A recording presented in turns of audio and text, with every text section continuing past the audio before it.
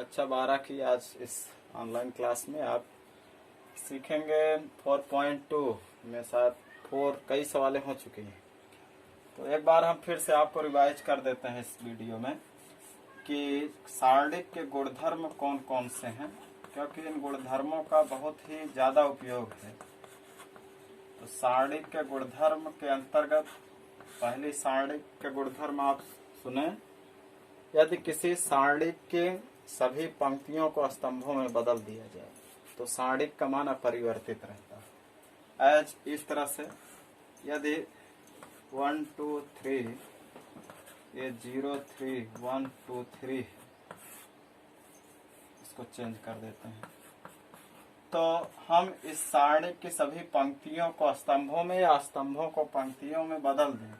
जैसे 1 2 3 ये पंक्ति स्तंभ में है, इसको हम पंक्ति में कर दें 4 0 3 5 7 6, तो कोई परिवर्तन नहीं होगा। जितना इसका हल आएगा इस सारणिक का, पहले चैप्टर में जो बताएं सारणिक का मान ज्ञात करना, इस सारणिक का जितनी वैल्यू आएगी उतनी वैल्यू इसकी भी आएगी। यदि किसी सारणिक की सभी पंक्तियों को स्तंभों में या स्तंभों को पंक्तियों में बदल दिया जाए, सारणिक का मान अपरिवर्तित रहता है, अर्थात जैसे पहले उत्तर आ रहा था उतना ही आएगा।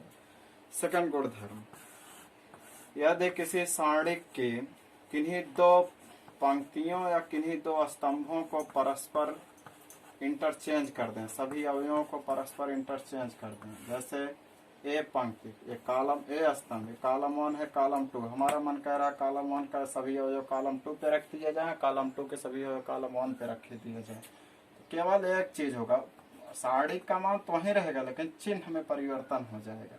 जैसे इस कॉलम को इस कॉलम से चेंज कर दें, 4 0 3 कर दें और 1 2 3 कर दें और 5 7 6 है, तो तुरंत एक माइनस का चिन्ह लग जाएगा। इसी तरह यदि हम रो चेंज कर दें, कोई भी रो इसका चेंज कर दें, रो को रो 1 से रो 3 से चेंज कर दें, तो हम लिख लेंगे कि रो 1 इंटरचेंजेज रो 3, लेकिन केवल यही होगा कि 1 4 5 3 के सारे अवयव जाके 1 पे जुड़ जाएंगे और 1 के सारे अवयव 3 पे जुड़ जाएंगे या सेट हो जाएंगे। इस तरह से 2 0 7 आप इस सारणिक की वैल्यू जितनी इस सारणिक का जितना वैल्यू है तो उसका भी इतना आएगा, लेकिन यहाँ केवल एक साइन बदल जाएगा माइनस का। तो यदि आप किसी सारणिक के किन्हीं दो पंक्तियों को परस्पर इंटरचेंज कर रहे हैं या आप किन्हीं दो स्तंभों को परस्पर बदल रहे हैं, तो केवल चिन्ह लगेगा। अगर पॉजिटिव है तो निगेटिव हो जाएगा, निगेटिव है तो पॉजिटिव हो जाएगा। तो आप सवालों में जब प्रयोग करें तो ये कॉलम, जैसे कॉलम ए रो 1 ए पंक्ति 1 पंक्ति 2 से हम स्थानांतरित कर रहे हैं, सिर्फ चिन्ह माइनस लग जाएगा। अगर इसी में हम एक बार और चेंज कर दें तो फिर माइनस लाएगा तो इसको प्लस कर देगा।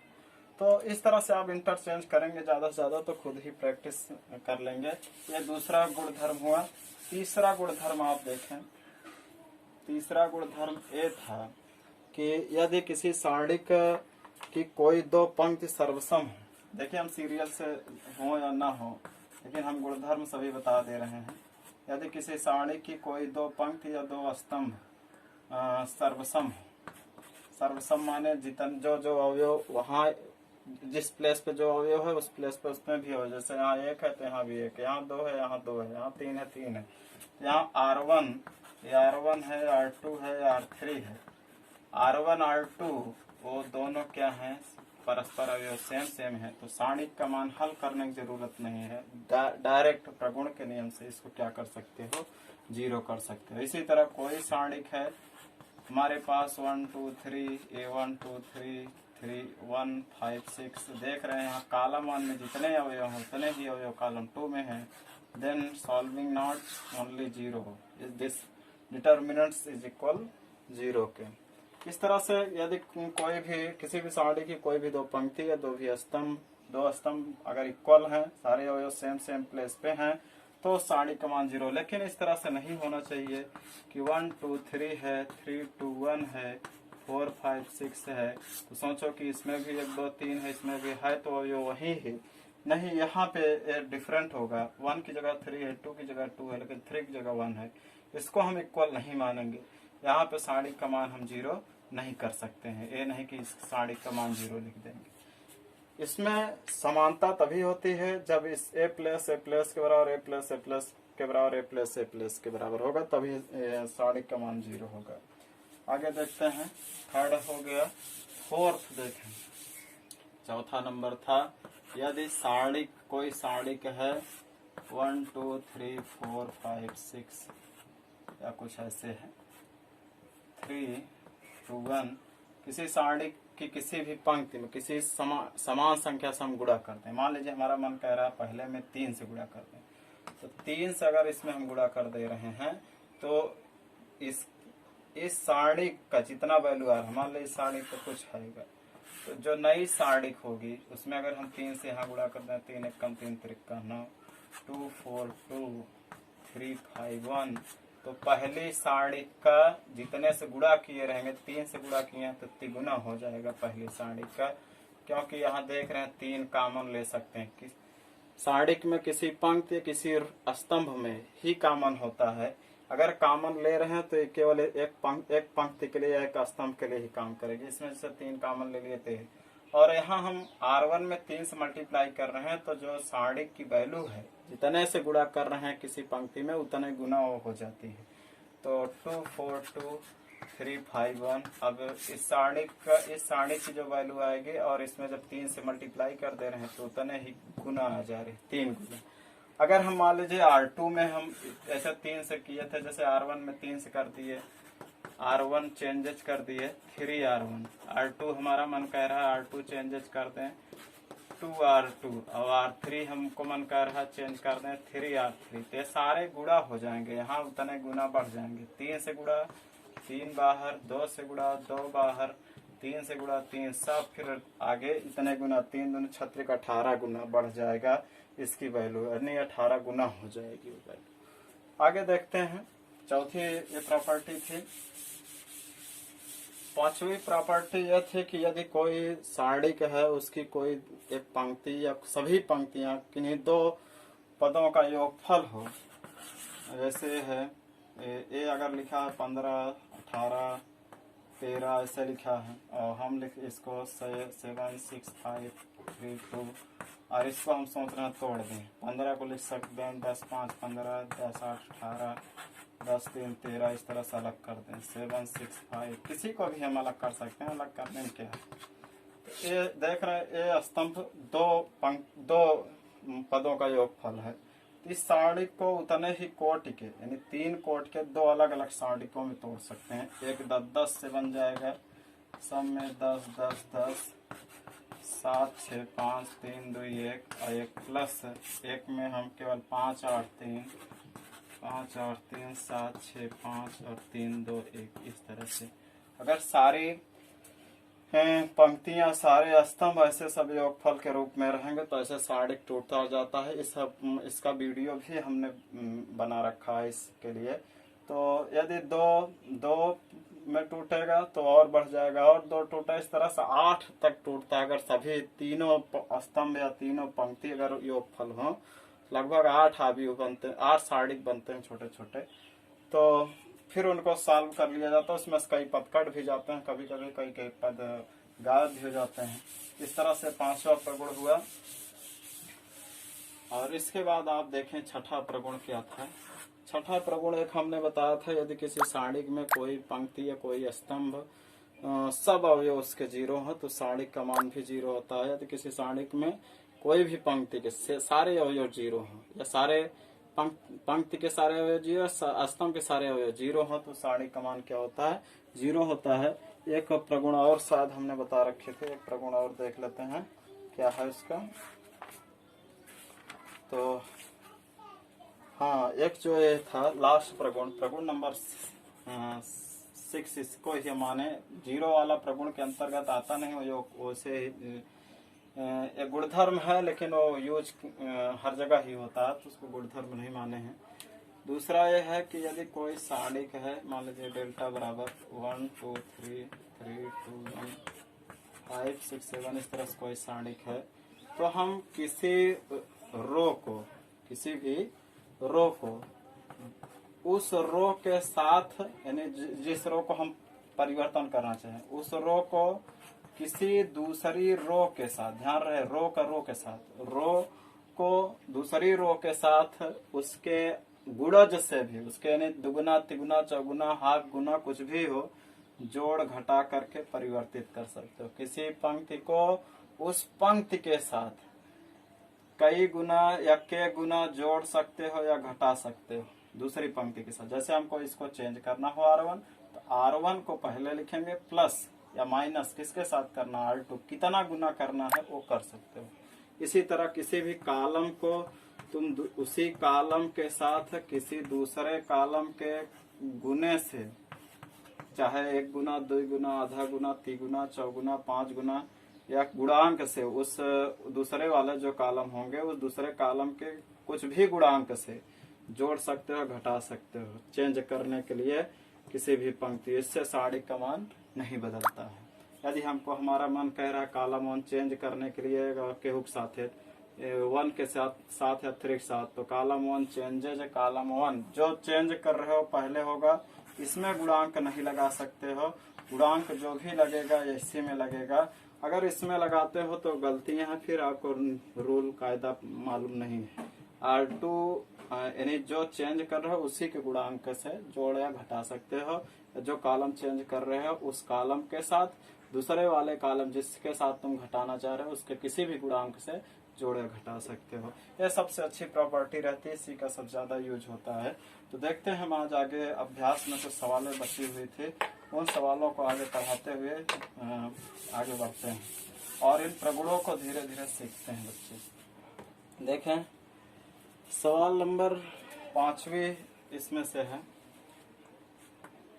सवाल नंबर 5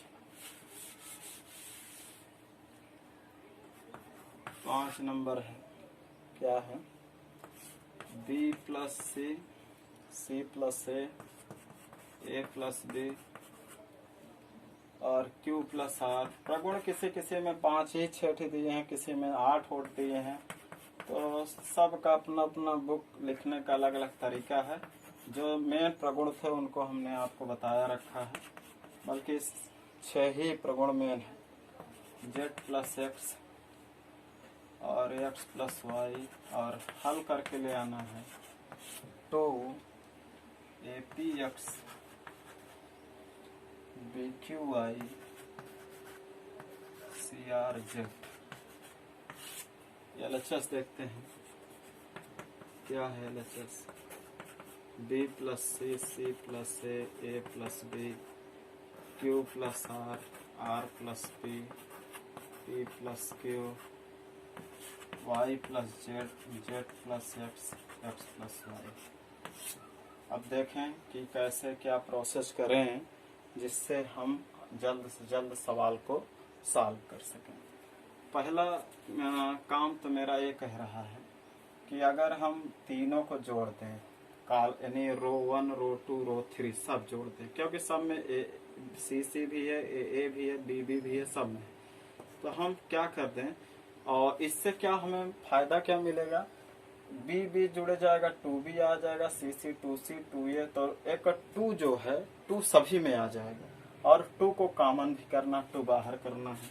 तो हम यहाँ R1 चेंज कर देते हैं, R1 माने इस पूरी पंक्ति को चेंज कर रहे हैं R1 R2 R3 के साथ, तीनों को जोड़ दे रहे हैं। जोड़ेंगे, देखिए आप ज्यादा से ज्यादा प्रैक्टिस करेंगे तभी मालूम होगा।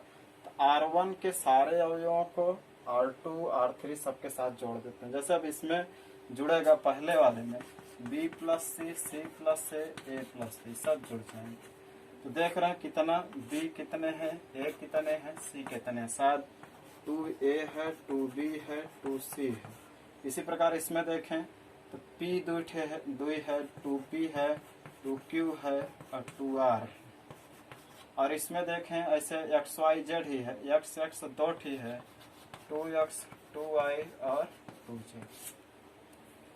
और यहाँ C plus A, R plus P, Z plus X, A plus B, P plus Q, X plus 1। अब इसको आप समझ चुके हैं, 2 कॉमन ले लेते हैं। तो कॉमन ले लेते हैं सभी में। 2a प्लस बी प्लस सी, और फिर इसमें 2 कॉमन ले लेंगे। 2p plus Q plus are, और 2x plus Y plus Z, आप इसको देखेंगे। और c plus a plus B, R plus P, P plus Q, Z plus X और एक्स प्लस वाई। अब देख रहे हैं सभी में 2, इस पूरी पंक्ति R1 पंक्ति में से 2 को हम क्या कर लें, कॉमन कर लें। कॉमन कर लेंगे तो 2 बाहर आ जाएगा। a plus B plus C, C plus A plus B, P plus Q plus R, R plus P, P plus Q, और यहाँ हो जाएगा X plus Y plus Z, और यहाँ जेड प्लस एक्स और एक्स प्लस वाई। आगे देखते हैं, प्लीज इसे नोट कर लें तब तक, फिर हम आगे बढ़ते हैं। बड़ी सवाल है थोड़ा।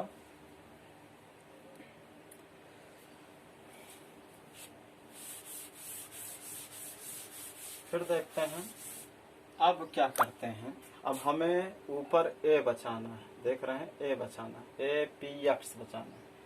ए कैसे बचेगा, यदि बी सी गायब हो जाए इसमें से तो ए मिलना आसान हो जाए, लेकिन बी सी ऐसे आसानी से घटेगा नहीं। तो हम करते क्या हैं, एक एक चीज को घटाते हैं। जैसे इसमें सी ए अगर घटा दें, R1 में R2 घटा दें तो हमें क्या मिलेगा, C से C घट जाएगा, A से घट जाएगा, इसमें R से R घट जाएगा, P से P घट जाएगा, लेकिन A P X तो नहीं आ रहा है, बाद में उसको हम चेंज कर लेंगे। तो R1 changes R1 minus R2 कर दे रहे हैं इसके आगे। फिर देखते हैं क्या है, 2 A प्लस बी प्लस सी में C प्लस ए घट जाएगा, A प्लस बी प्लस सी में घटा दें C प्लस ए, तो A प्लस बी प्लस सी में C प्लस ए घटेगा, ऋण धन के ऋण C से C कट जाएगा, ऐसे कट जाए क्या बचेगा, ऊपर B बचेगा। इसी प्रकार इसमें से देखिए C घट गया, ऐसे घट गया, B बचा। इसी तरह से R घट जाएगा, P बचेगा, क्या ऊपर Q बचेगा। इसी तरह से इसमें ZX घट जाएगा तो क्या बचेगा, केवल Y बचेगा। तो देख रहे हैं ये मिल रहा है फर्स्ट रो में, लेकिन लाना किसमें, सेकंड रो में, तो बात की बात है, हो जाएगा। C प्लस है, और को हम ऐसे उतार ले रहे हैं, R प्लस पी, और क्या है Z plus x, Z plus x है, A प्लस बी है, और क्या है P प्लस Q है, और क्या है X प्लस वाई। देखें अब ध्यान से बच्चे। अब करते क्या है, क्या हो सकता है, ध्यान से देखें। तो अब हम R3 को सोच रहे हैं चेंज कर दें। R3 क्यों सोचे, क्योंकि यहाँ हम अगर इन A प्लस बी में B घट जाएगा तो बच जाएगा, P प्लस Q में Q घट जाएगा, P बचेगा, X प्लस Y में Y घट जाएगा तो क्या बचेगा, X। अब हमको APX मिल जाएगी। तो R3 को चेंज कर रहे हैं, R3 में R1 को घटा कर। तो देखें क्या मिला, BQI AC प्लस A, अभी सेकंड में बड़ा पद है, सेकंड रो में अभी बड़ा पद आ रहा है। A प्लस B में B घट जाएगा, A बचेगा, P प्लस Q में Q घट जाएगा, P बचेगा, X प्लस Y में घट जाएगा तो क्या बचेगा, X। अब देखें अब क्या करते हैं, अब हमें यहाँ CRZ लाना है, और CRZ इसमें है, बस यही है, A गायब हो, P गायब हो, X गायब हो। अब समझ गए होंगे आप कि क्या करना पड़ेगा। अब हमें तो करना क्या है, हम R2 को चेंज कर रहे हैं, इसमें R2 में R3 घटा करके, तो मिला 2BQY, और यहाँ देखिए C प्लस A में घटेगा तो C बचेगा, R प्लस P में P घट जाएगा तो R बचेगा, Z प्लस X में X घट जाएगा तो Z बचेगा, और नीचे चेंज ही नहीं हो रहा है। ऐसे देख रहे हैं हमारा उत्तर तो आ रहा है, लेकिन बट अभी ये सही ढंग से नहीं है, सही ढंग से नहीं है। तो करना क्या पड़ेगा, हम सोच रहे हैं कि ये नीचे R3 जो है वो R1 पे आना चाहिए। तो R3 इंटरचेंज, ध्यान दीजिए प्रगुण नंबर 2 गुणधर्म 2 में हमने बता रखा था, R3 इंटरचेंज R1 से। R3 जब R1 से इंटरचेंज हो गया बच्चे तो मिलेगा